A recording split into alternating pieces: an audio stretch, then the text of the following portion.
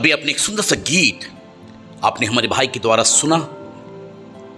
यीशु बुला रहा, यीशु बुला रहा।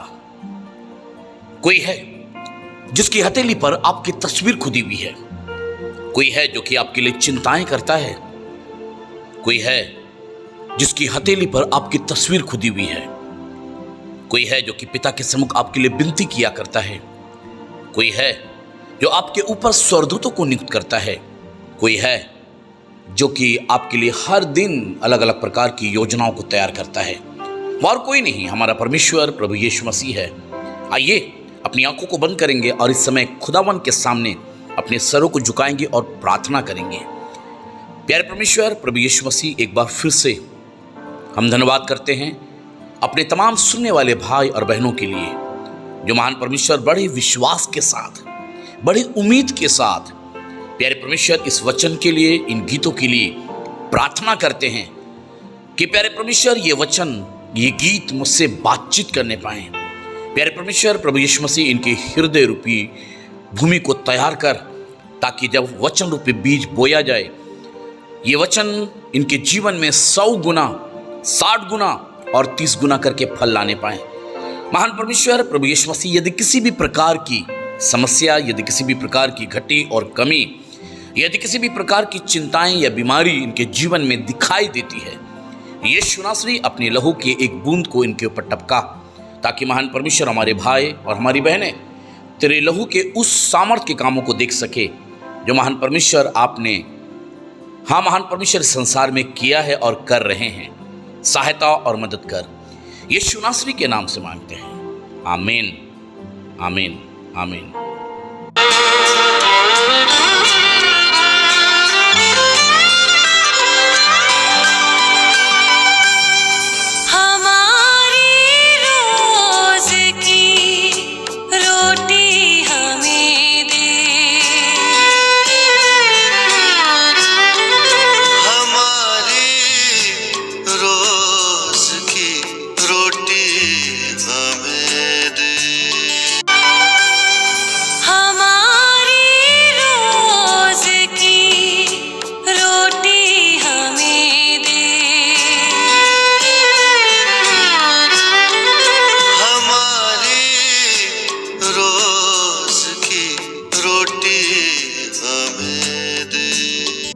परमेश्वर प्रभु यीशु मसीह के मधुर और मीठे नाम में हम अपने समस्त भाई और बहनों का हार्दिक आज की रोटी में हम धन्यवाद करते हैं कि आप हमारे साथ जुड़ते हैं और परमेश्वर के पवित्र वचन को सुना करते हैं।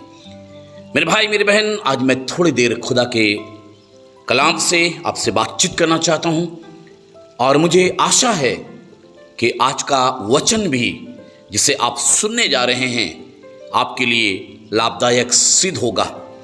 मेरे प्रियो, ये तो खुदा का वचन है और ये वचन बातचीत करता है। मैं आपको एक वचन की तरफ लेके जाऊंगा जो आपको मिलेगा अय्यूब की पुस्तक और उसका 7वां अध्याय और उसकी 16वीं आयत को मैं आपके साथ बांटना चाहता हूं। अय्यूब और उसका 7वां अध्याय और उसकी 16वीं आयत। अय्यूब कह रहा है, मुझे अपने जीवन से घृणा आती है और कह रहा है, मैं सर्वदा जीवित रहना नहीं चाहता। मेरा जीवन काल सांस सा है, इसलिए मुझे छोड़ दे। मेरे प्रियो, हम परमेश्वर का धन्यवाद करते हैं। परमेश्वर का जन जिसका नाम अय्यूब है कह रहा है, मुझे अपने जीवन से घृणा आती है।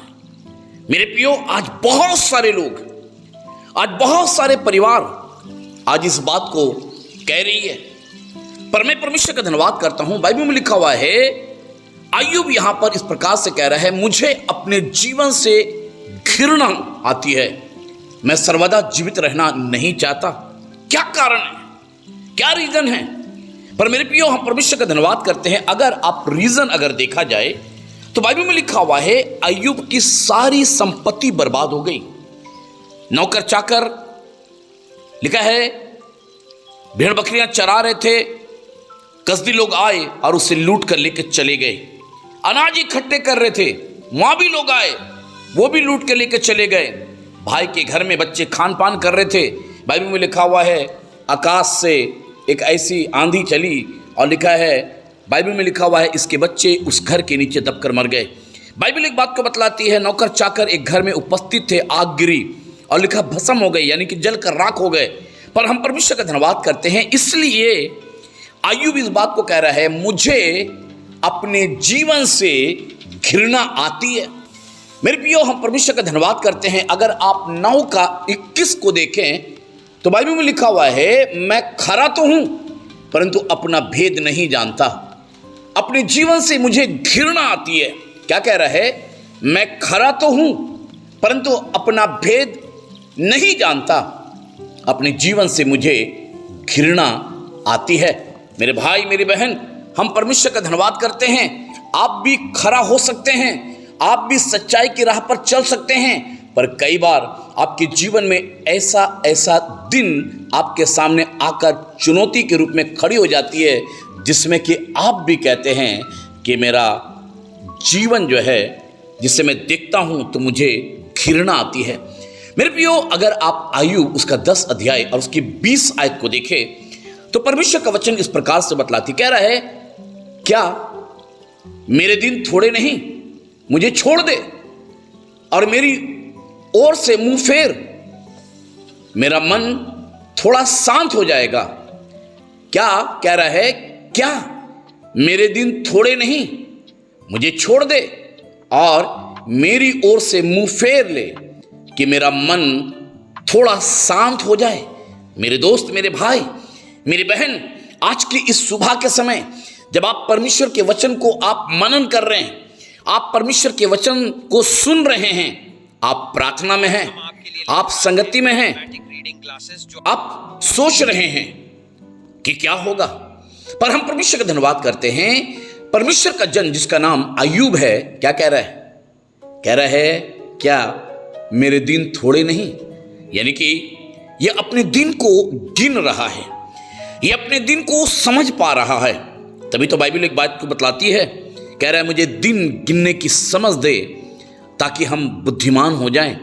मेरे भाई मेरी बहन, हमारे दिन कैसे चले गए, कैसे बीत गए, कैसे कट गए, शायद आपको भी नहीं मालूम, पर जब यह समय परमेश्वर ने आपको दिया है, आप इसका अच्छी तरीके से उपयोग करें, आप इसका अच्छी तरीके से आप इसका प्रयोग करें, क्योंकि आपको बताना चाहता हूं, एक बार जब समय निकल जाती है दोबारा लौट कर नहीं आती है।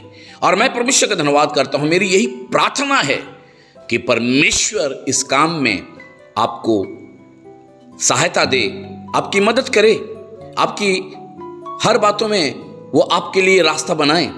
और जब आप परमेश्वर के उस महिमा को देखिएगा, तब आप कहिएगा, परमेश्वर ने मेरे जीवन में बड़े बड़े आश्चर्य कर्मों को किया है।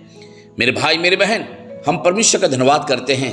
कहीं ऐसा तो नहीं आपको अपना जीवन से घृणा आती है?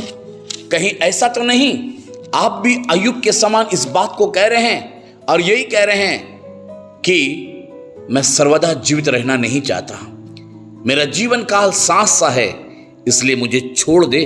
मेरे भाई मेरी बहन, हम परमेश्वर का धन्यवाद करते हैं।